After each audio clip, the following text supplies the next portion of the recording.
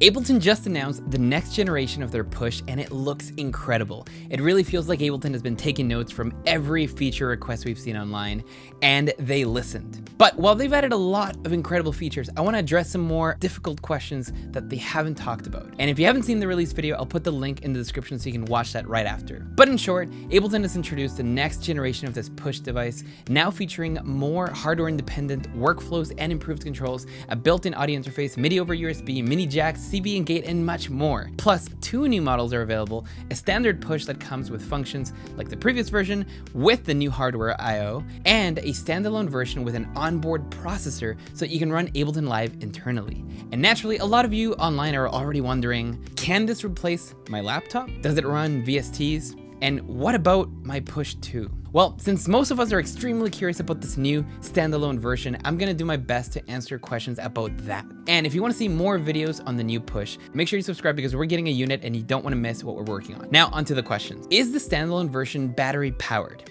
Yes, for the first time ever, we're gonna be able to grab a Push, grab some headphones, and start making music anywhere without any cables or a computer. According to Ableton, the battery on this Push should bring you about 2.5 hours of comfy music making on the couch. Can this replace my laptop? Well, yes and no. The standalone Push allows you to make music without the need of a separate laptop or computer running Ableton Live, but that said, there are some limitations that come with the standalone version to keep in mind. And since all the following questions are related to that, let's just get into those. Can I load my own samples? Well, of course, absolutely. And you know what? It's so dead simple. If you've ever had a Groovebox or a hardware sampler, you can say goodbye to fussing about with SD cards and all the like. You can load sample packs directly into the Push by going into Live from your computer and simply clicking and dragging that folder over to the Push wirelessly. This is also how you transfer live sets from your computer onto the Push. I'm super stoked on this because it means I can get access to any sound that I'm used to working with in seconds without having to deal without any cables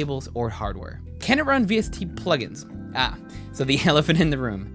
No. Absolutely not. But to be honest, I wasn't expecting to get this feature. According to Ableton, this new Push comes with a custom operating system called Ableton OS, a custom Linux-based OS. And Ableton has optimized the performance of this device to run all their native devices and Max for Live devices, so it works all in the box. But with this utopian green walled garden experience comes some downsides. If you're used to working with plugins on your laptop, you're gonna have to say goodbye and find some alternatives with the Ableton instruments and effects.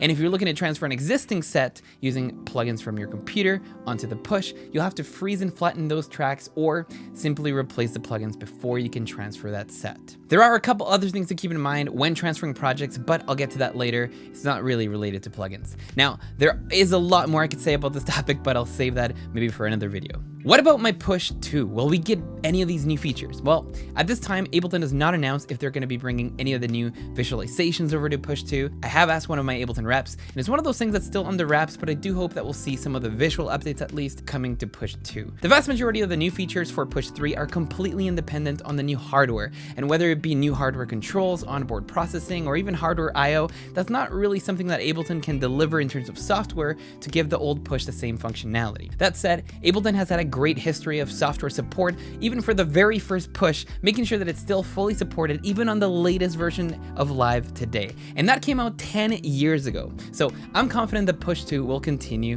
to be supported for many features and versions of Live to come.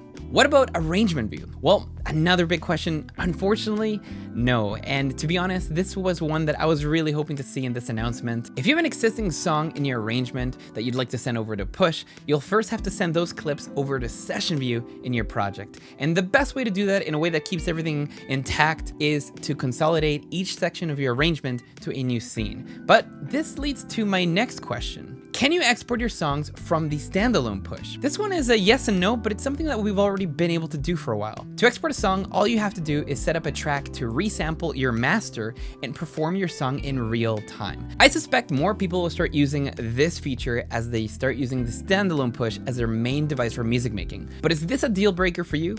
Do I need to buy Ableton for the standalone Push? Well, no. This Push will come with Ableton Live Intro as usual, and it's compatible with all devices and packs from Intro all the way up to Suite. and is shipping with some additional packs to give you some more options if you don't already have Ableton Live Suite. You'll even be able to purchase packs right from the Ableton store and download them directly from the push. Is the storage upgradable? Yes, the standalone push comes with an upgradable 256GB NVMe SSD, which is super fast. That should last you a long time before you need to start deleting stuff. Unless you, of course, download every pack from the suite, record audio very frequently, and fill it up to the brim with your own sample packs. Now, Ableton has not clarified if this is something that users will be able to upgrade on their own quite yet. We'll have to wait on more details from them. But judging by this image, it looks like they're trying to make this as easy as possible. Can I upgrade the CPU or RAM? Yes, and Ableton has announced that they will be shipping some computing upgrade kits in the future to help prolong the life of the standalone push. Again, this is awesome for repairability and longevity, and Ableton has said that they will be offering these kits even later this year, so you can upgrade the CPU and RAM, storage, and even a brand new battery to keep that push for a long time. Plus, it's worth mentioning that you can upgrade the non-standalone push should you decide you want to go without a computer down the road. Will this work with my USB MIDI controller?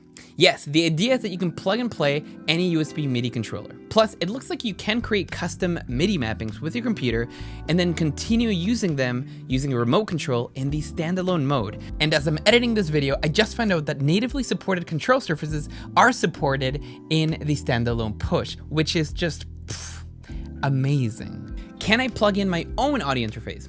See, you might have an awesome, unique audio interface that you can't live without, but judging by the documentation, that USB port is only designed for USB MIDI controller, though it does support hooking up multiple controllers via a USB hub. Considering this is a standalone device with a Linux-based OS, that's probably for the best, at least for now. That said, if you're looking to add more inputs, this new push does feature a new ADAT input section for up to 10 inputs and actually 12 outputs. Does it offer phantom power? No, but there are external phantom power supplies you can get if absolutely necessary. How many tracks can it run? Well, this is a really tough question to answer since it really varies by project, the number of instruments and effects loaded, and how many voices are actively playing at once, as well as the buffer size selected. That last option is going to really matter as you try to get more mileage out of your push until Ableton releases an upgrade kit with a more powerful processor down the road. I'll have to do some of my own testing once I get my hands on it, but stay tuned for that. So what do you think? Is this the push that you've been waiting for? Is there something that you're really excited about or something that you're really disappointed by? Let me know in the comments, and don't forget to come back for more videos on this new push. We have a unit coming as soon as possible, so if you have any questions or anything you'd like for us to try while we have it, make sure to let us know below. This is gonna be a good one. That's all for now. Thanks for watching, and we'll see you in the next one.